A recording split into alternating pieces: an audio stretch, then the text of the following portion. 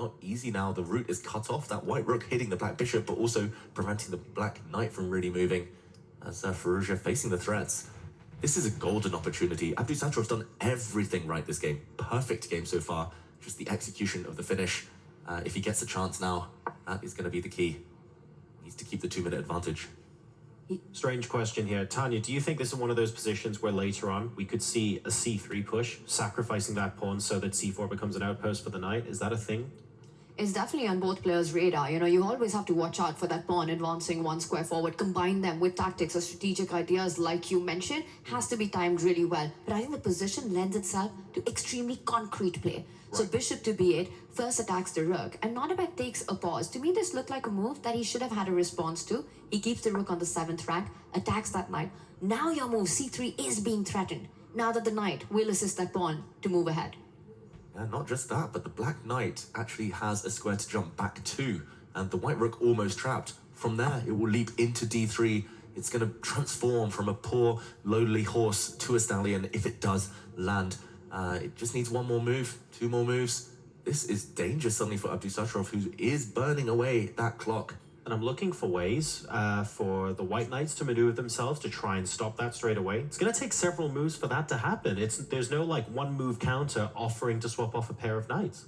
No, that's not a luxury that Nodirbek has right now. And these are the difficult moments to deal with because you've been on the attack. You've been the one who's been putting the pressure on the front foot. And now suddenly, out of nowhere, one of the worst pieces on the board for Alireza Firoujza becomes a big, big weapon. That knight, if it lands on d3, combine it with the queen against the white king, it might be Nodirbek who needs to go on the defense. He moves forward with the knight because that's the only chess that these guys know. Go forward, attacks the bishop, continues to attack the bishop, not giving black the time for that knight maneuver.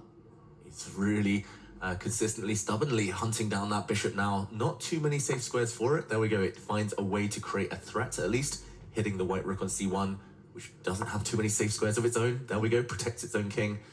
Now the white king huddled up nice and safe. It's just about whether white can create any threats before the black pawns push forward. I'm scared. I'm scared for that c-pawn. 3 steps away from becoming a queen. A direct path assisted by its own minor pieces right there. This is getting fun. There was a part of me that was thinking, hang on a second, we're going to have to start calculating whether or not we can just push right now because the bishop on a3 is watching the queening square as well. This is so dangerous for white. So dangerous. This could turn. The eval bar says big advantage and whoa. Tactics. If that knight is captured, the white queen is staring across the board at the black knight. The queen's vision on the 5th rank now blocked by the black rook. He needs to keep up the energy here, Nodirbek. Is there a reply? Maybe he missed this block by the black rook. Firoujza certainly missed the knight jump, but reacted and recovered very well. Wow. So now, black is about to win a piece. Whoa, he gives up his queen. What? He gives up the white queen. He gets a rook, a bishop, and pawn in return. It's actually level material after all of that.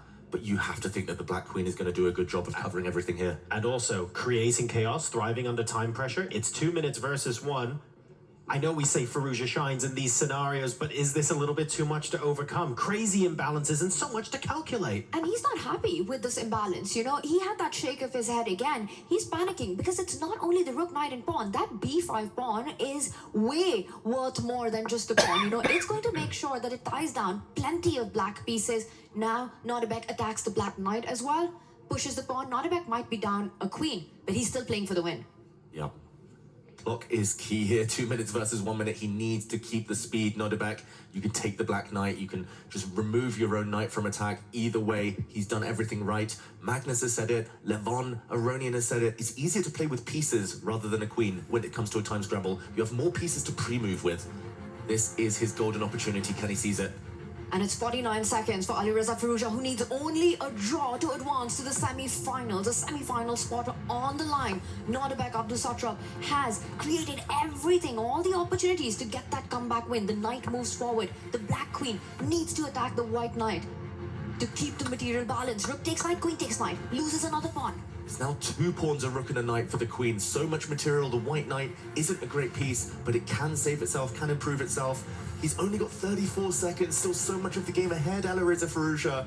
surely we're headed to Armageddon now. But Abdusattorov nervously looking at the clock, shaking. You can see the nerves on his face as he calculates, retreating with his knight. That's not a great square, but there we go. He carves out a square for it to jump forward to.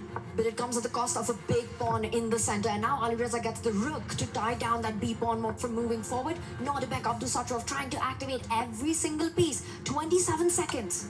1 whole minute advantage for Nodirbek in the time scramble. Firoujza is going to need to show off all of those bullet skills to save this one. The checks continue, the Black King being tracked down now. The White Rook still need to coordinate, still eyeing up some pawns.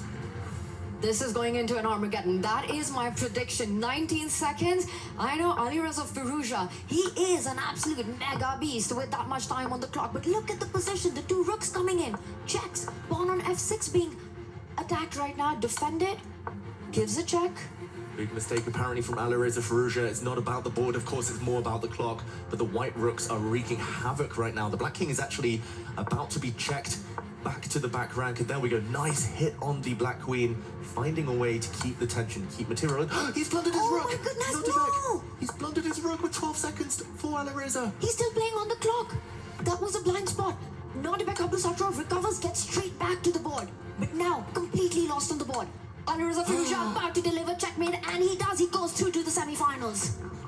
Alireza Firoujza in dramatic fashion, might I remind you. 30 seconds played, a minute 40, back against the wall. Incredible imbalances in the game. Manages to win with checkmate on the board to seal the series 3-1 and advance to the semi-finals of the Esports World Cup. Wow, that was incredible stuff. We were holding our breath here in the commentary booth because we just thought that the clock would be the decisive factor, but no, Alireza Firoujza stamping his authority again. It was helped, aided by that rook blunder from Abdusattorov, but here we go. The rook takes h7 slip, causing the game to turn around here. Maybe forgetting it was check. There was no time for White to go and skewer everything. Abdusattorov, though, forcing himself to recompose and try to play on Alireza. This checkmate at the end, so sharp. 9 seconds, he sacrifices his queen. Brilliant. These tactics, he eats them for breakfast, lunch, and dinner. Alireza Firoujza, he's the guy who topped C group. And this is how he finishes it off. You know, not just the scoreline, not the fact that he needed even to go into an Armageddon, but how he dominated the match with his play from start. Incredible stuff. The Falcon continues to spread his wings here.